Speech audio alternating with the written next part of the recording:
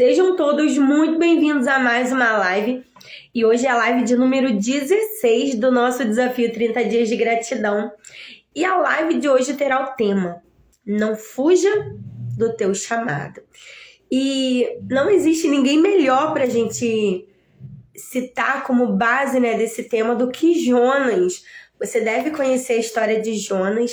Deus ele gostaria que Jonas fosse cumprir uma missão na cidade de Nínive, só que Jonas, em desobediência ao Senhor, ele pegou o barco e ele foi para Tarsis.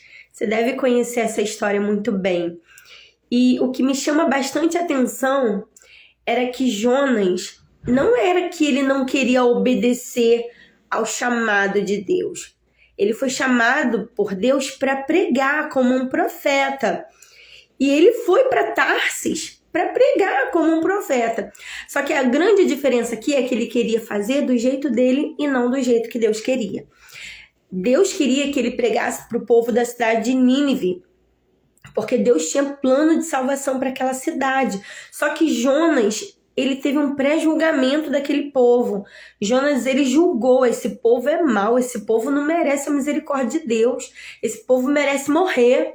É isso que esse povo merece, como Deus pode me enviar a um lugar assim, que morra.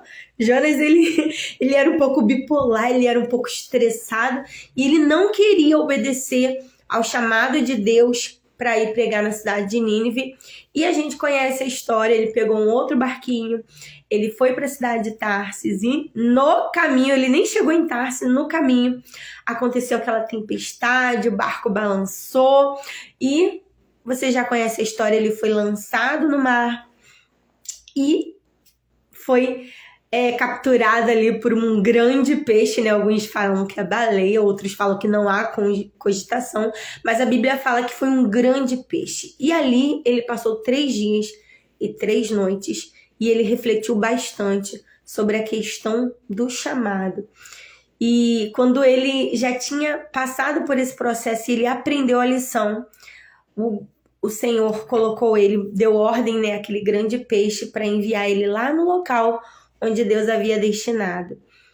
E quando Jonas chegou lá, Jonas fez o que Deus falou e Deus entrou com providência. Houve arrependimento, houve salvação, libertação e houve o mover de Deus, porque Jonas cumpriu ali o chamado de Deus para a vida dele. E o que isso quer dizer para mim e para você? Desde o ventre da nossa mãe, Deus ele tem um propósito. Deus ele não nos envia a esse mundo por acaso. Ele tem uma missão para cada um de nós. Cada um, Deus ele vai usar de uma forma diferente. Cada um, Deus vai usar em um determinado plano, em um determinado projeto que ele já tem para nós desde o ventre da nossa mãe. O Rosivaldo tá botando aqui, Jonas tentou fugir e não conseguiu. Não adianta tentar fugir daquilo que Deus ordena. E é assim, Deus ele preparou algo para mim e para você. E lá no fundo do nosso coração a gente sabe qual é o chamado de Deus para nossa vida. Só que às vezes a gente quer fazer do nosso jeito. E uma das coisas que eu aprendo muito na palavra de Deus, porque Jonas ele queria fazer alguma coisa que agradasse a Deus, ele não queria deixar de pregar, ele ia continuar pregando, só que ele ia pregar onde ele queria pregar, em Tarsis, só que não foi lá que Deus mandou ele pregar. A gente precisa entender que a gente tem que ouvir e obedecer o que Deus manda e fazer o que Ele quer, porque Ele sabe o que é melhor para nós. Nós temos uma visão limitada, o nosso Deus é o Deus que já viu amanhã, já viu o futuro. Então, assim, nós precisamos nos colocar ao seu dispor e obedecer.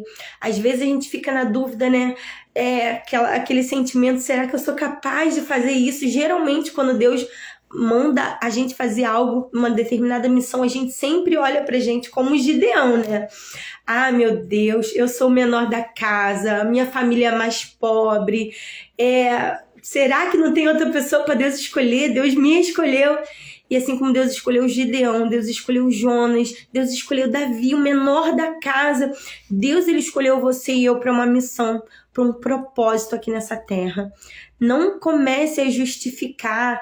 Você, muitas das vezes, já pode até ter experimentado um pouquinho do que foi essa passagem de Jonas dentro daquele barco, perdendo tantas coisas, e aí naquele mar revolto e passando por um furacão, simplesmente por não estar obedecendo a ordenância de Deus.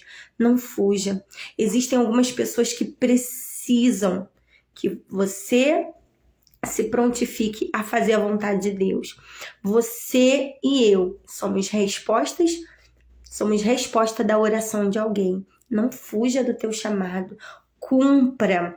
Porque quanto mais a gente obedecer a Deus, quanto mais a gente se colocar ao dispor daquilo que Deus quer para nós, traremos uma satisfação pessoal, um prazer, uma paz. É uma paz, não é qualquer paz, é uma paz que excede qualquer entendimento.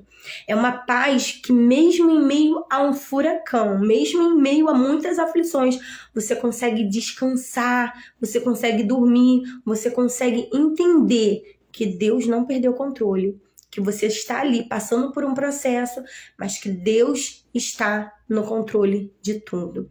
Cumpra o chamado de Deus para a tua vida. Não se distraia fazendo outras coisas, não. Se prontifique a fazer aquilo que Deus mandou você fazer. Às vezes a gente fala, deixa eu colocar as outras coisas em ordem, depois eu vou lá e obedeço a que Deus mandou fazer. Não. Primeiro Deus. A Bíblia fala que nós devemos buscar primeiramente ao reino de Deus e a sua justiça, e todas as demais coisas serão acrescentadas.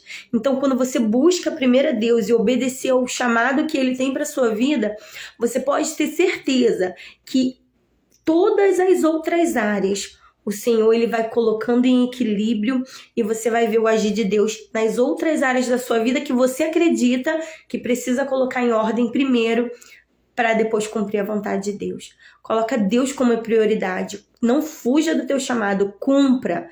Existem pessoas que estão esperando você se posicionar e fazer aquilo que Deus está lhe ordenando. Tá bom? Essa é a palavra que o Senhor colocou no meu coração nessa noite. E que Deus abençoe grandiosamente a sua vida e a sua família. Tchau, tchau.